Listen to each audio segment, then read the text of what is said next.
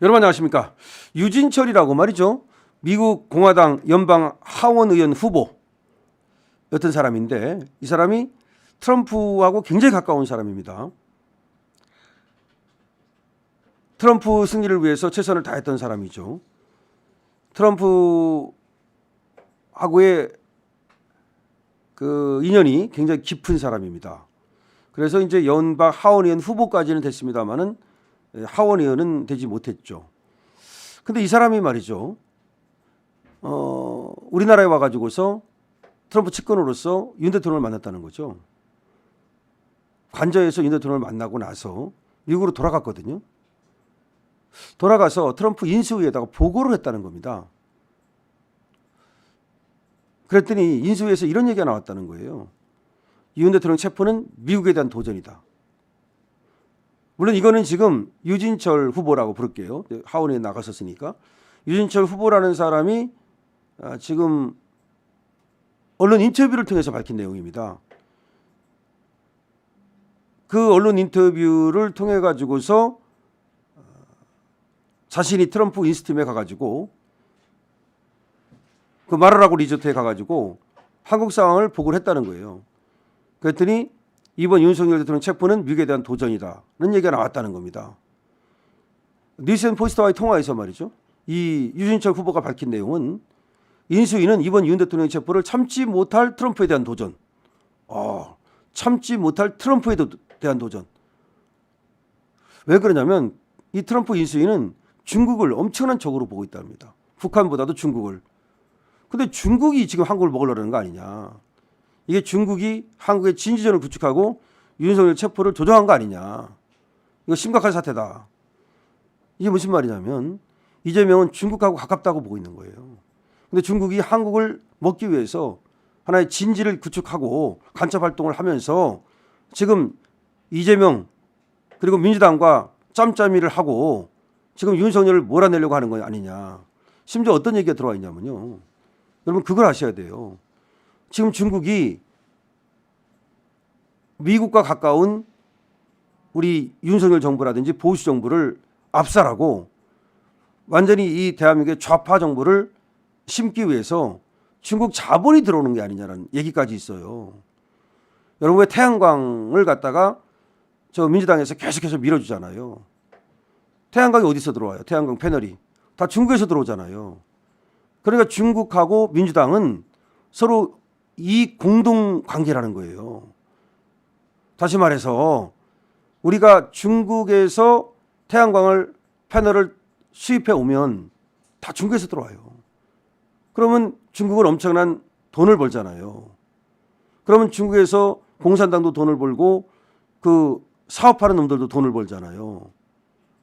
그 돈이 자기만 갖는 게 아니라 이 태양광을 정책적으로 밀어준 우리 정부, 옛날에 문재인 정부라든가 이 좌파 정부, 좌파 정권 여기하고 관계가 있는 거 아니냐는 의심이 강하게 들고 있어요. 그렇지 않고서야 왜 원전을 죽였을까? 우리 원전 기술이 세계 최고예요. 그런데 문재인이 들어서자마자 원전을 죽였잖아요. 그리고 태양광을 막 띄웠잖아요.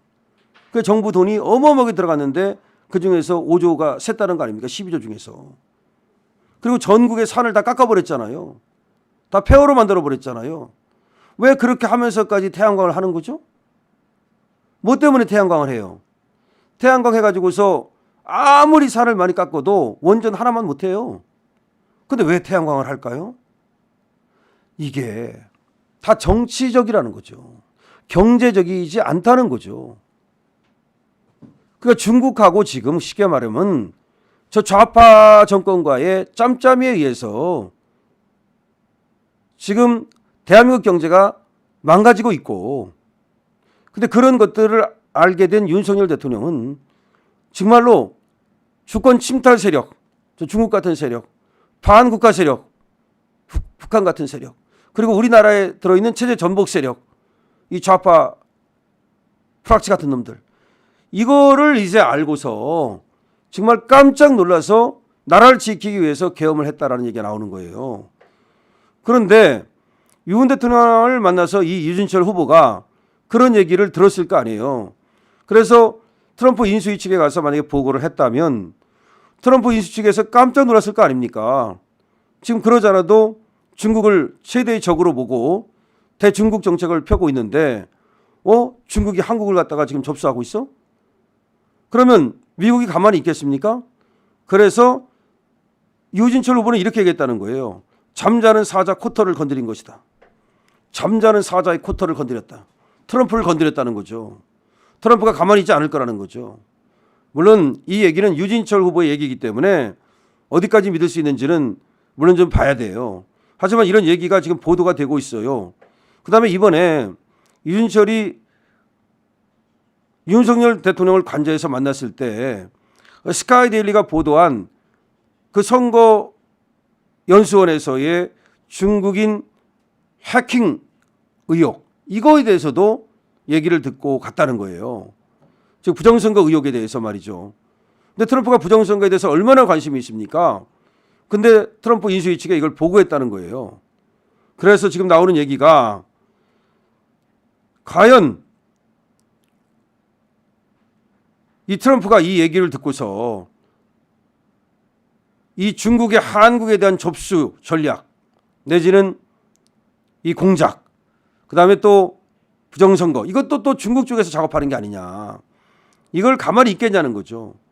그러니까 이번에 유진철 후보가 와서 윤 대통령을 만난 것은 이건 무슨 단순하게 그냥 친밀한 인적 교류 이 정도가 아니라 사실은 트럼프 측과 윤 대통령 측의 만남 아니냐. 사람을 넣어가지고 트럼프와 윤 대통령이 하나의 회담을 한 게 아니냐라는 얘기가 나오고 있습니다. 미국의 외교 전문가들은 그렇지 않아도 한국의 야당이 윤 대통령을 체포한 것은 레드라인을 넘은 것이다라고 보고 있다는 거예요. 레드라인을 넘은 것이다.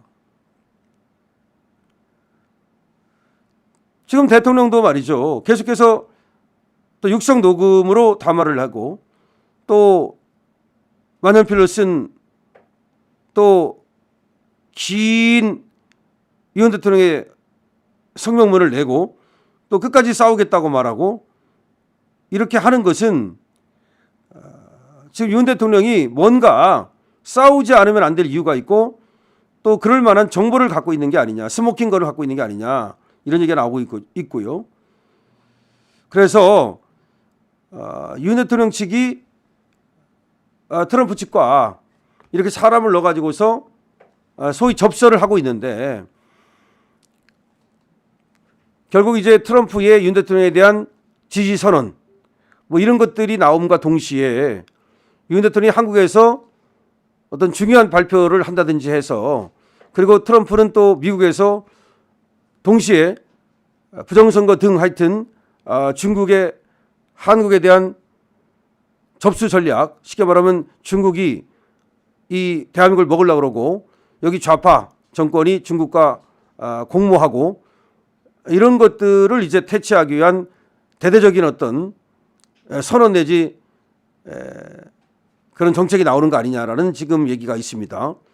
자, 제가 천천히 제가 이 사정을 자세히 설명드리는 이유는 유진철 후보라는 사람이 트럼프와 굉장히 가까운 정치인인데 이 사람이 와서 윤 대통령을 만나고 갔다는 거죠. 그리고 가서 트럼프 인수위원회 가지고 보고를 했는데 한국의 윤 대통령 체포 상황을 보고를 했고 이것이 그래서 지금 트럼프 측에서는 레드라인을 넘은 것이다라고 지금 보고 있다는 얘기고 그다음에 윤 대통령 측으로부터 한국의 지금 상황, 특히 부정선거 의혹 같은 상황을 듣고 갔기 때문에 특히 트럼프는 그거에 대해서 관심이 많고 이렇기 때문에 이 한국의 상황을 트럼프가 그냥 넘기지 않고 그야말로 특단의 어떤 조치라든지 특단의 성명 같은 게 나올 수도 있겠다. 뭐 그런 얘기입니다. 제가 봐도 트럼프가 이제 취임을 하면 얼마나 이 한국 문제를 논할지 모르겠습니다만은 무슨 말이 먼저 나오느냐 이게 굉장히 중요합니다. 그러니까 윤 대통령을 석방하라. 윤 대통령에 대한 체포는 잘못됐다라는 말이 나올 수도 있고 아니면 이재명을 소위 조지는 말이 나올 수도 있고 대북송금이라든가 지금 민주당이 오히려 대통령을 체포하고 있다는 이런 인식, 오히려 대한민국의 의회가 의회 독재를 하고 있다는 이런 어떤 얘기 이런 게 나올지 뭐 지켜봐야 되겠습니다만은 어쨌든 지금 이렇게 유진철이라는 트럼프 측근은 경고를 인수위원회에서 보냈다. 윤 대통령 체포에 대한 경고를 물론 민주당이 보냈다는 얘기죠. 그런 얘기를 하고 있습니다. 자, 여러분, 렛츠고 파이팅!